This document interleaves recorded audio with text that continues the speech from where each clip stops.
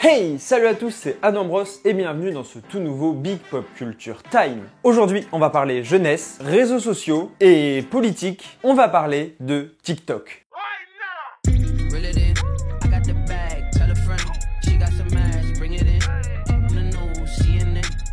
Et juste avant de commencer la vidéo, comme d'habitude, je vous fais la pub pour mes réseaux sociaux, vu qu'on est vraiment pas beaucoup, c'est assez triste.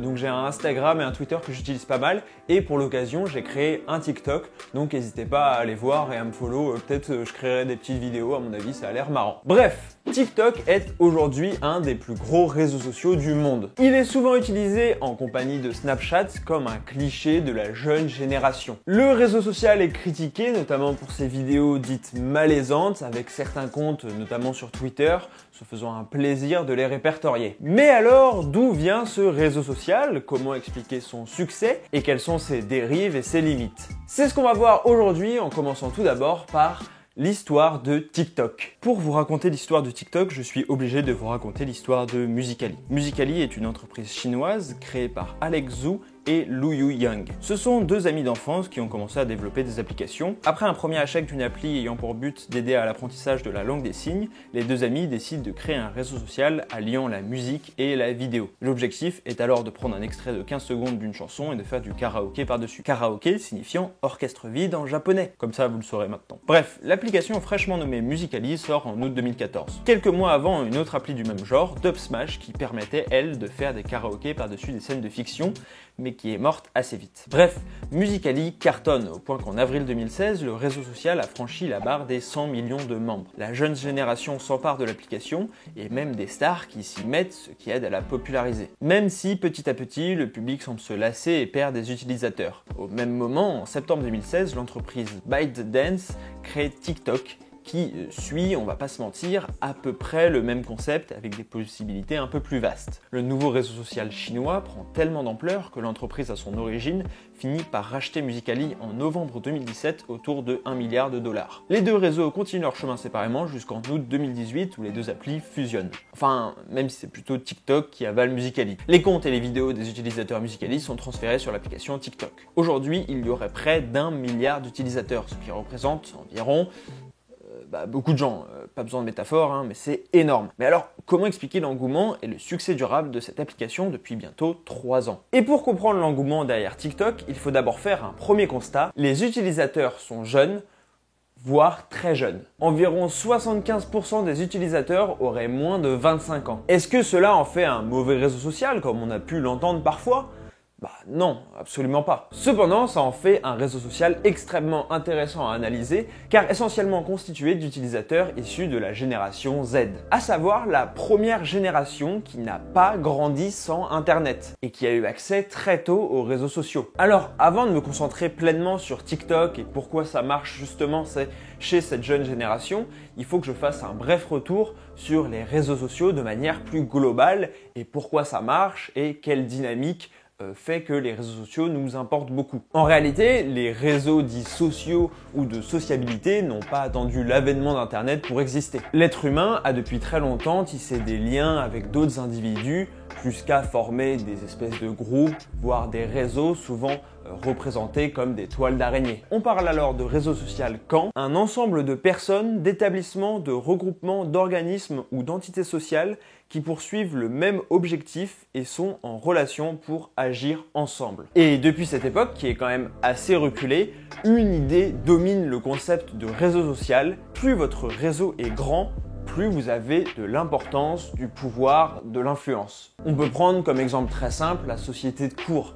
Par exemple Versailles où les nobles se retrouvaient et où il était très important d'avoir un bon réseau social pour gagner en influence près du roi. Avoir un grand réseau social signifie donc avoir un atout assez privilégié. Je pense alors qu'aujourd'hui encore, notre objectif principal sur les réseaux sociaux est inconsciemment d'élargir notre réseau social pour gagner en influence. Et d'ailleurs, ça se vérifie plutôt pas mal dans le temps. Je me souviens qu'à l'époque de Facebook, certains pensaient impensable d'avoir plus de 100 amis.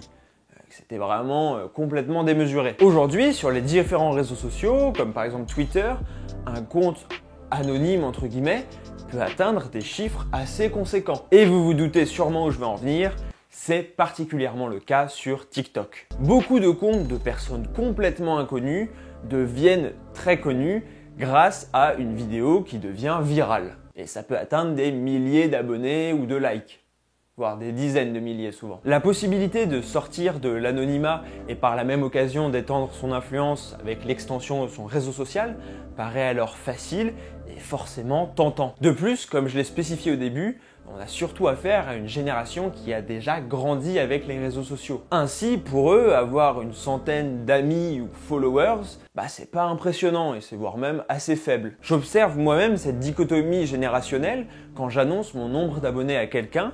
Lorsqu'il a plus de 40 ans, il va être largement plus impressionné que quand je l'annonce à une personne qui a moins de 25 ans. À l'heure de la mondialisation, certains philosophes comme Michel Puech estiment, et je cite, que la connexion numérique a simplement transformé en océan potentiellement infini global ce qui était autrefois le modeste étang de nos relations et la petite rivière de nos rencontres. Et TikTok est aujourd'hui le réseau social qui permet d'étendre le plus facilement justement son réseau social personnel. Et pour cela, il suffit d'y voir déjà comment l'inscription y est facile et inclusive. Pour faire cette vidéo, comme je vous l'ai dit au début, j'ai créé un compte et j'avais rien rentré comme centre d'intérêt, etc. Mais j'avais déjà un fil d'actualité sans suivre personne ni être suivi par personne. De plus, la fonction de partage ou même de réaction à d'autres TikTok est simplifiée et même mise en avant par l'application. On peut aussi trouver les différentes modes dans un onglet qui leur est dédié. Vous allez me dire, ok d'accord, on va sur TikTok pour étendre son réseau social, mais en quoi les éléments que tu viens de nous donner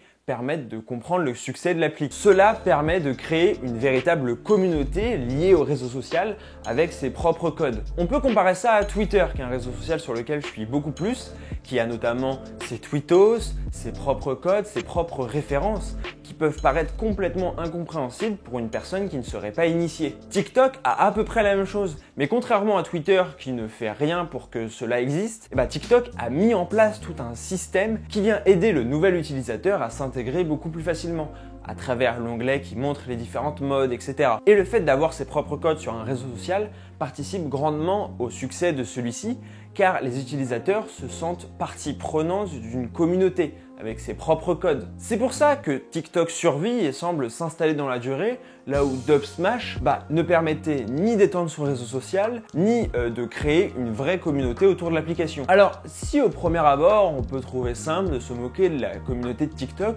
je pense qu'il ne faut pas tomber dans ce travers. Si certaines vidéos continuent, je vous l'avoue, de me mettre un peu mal à l'aise, j'ai conscience que c'est en partie parce que je n'ai pas tous les codes. Et donc ma compréhension ne peut pas être vraiment complète. Voilà pourquoi, selon moi, TikTok est devenu le réseau social le plus populaire auprès des jeunes qui n'en avaient pas, hormis peut-être Snapchat.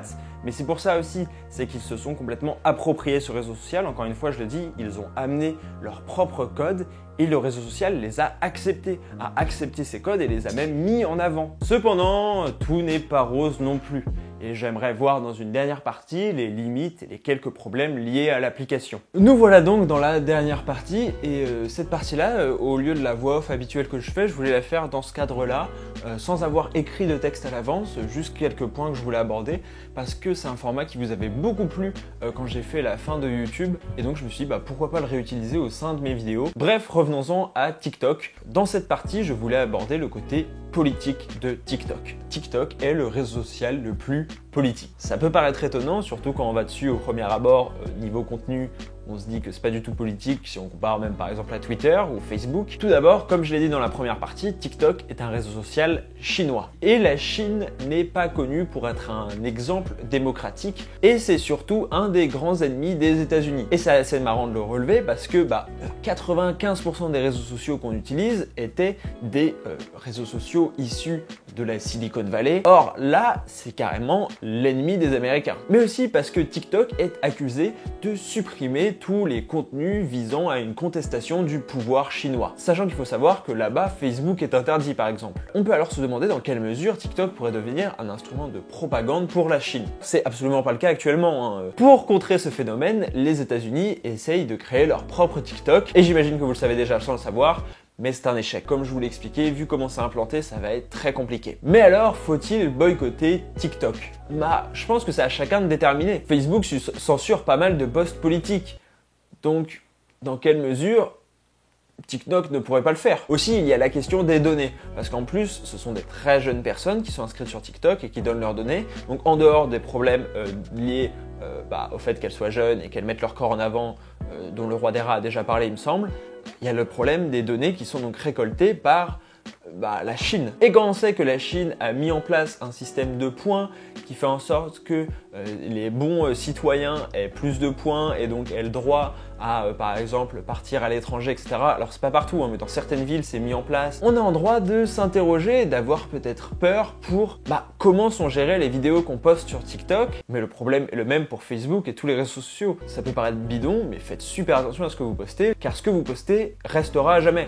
Même si vous appuyez sur supprimer un moment, ça restera. Et je trouvais ça drôle de se dire que le réseau social avec la communauté la plus jeune est un des réseaux sociaux les plus importants politiquement. Et c'est drôle de voir la politique qui s'immisce même dans le quotidien des jeunes. C'est un truc qu'on voyait déjà pas mal. De toute façon, Disney a été un outil de propagande par exemple.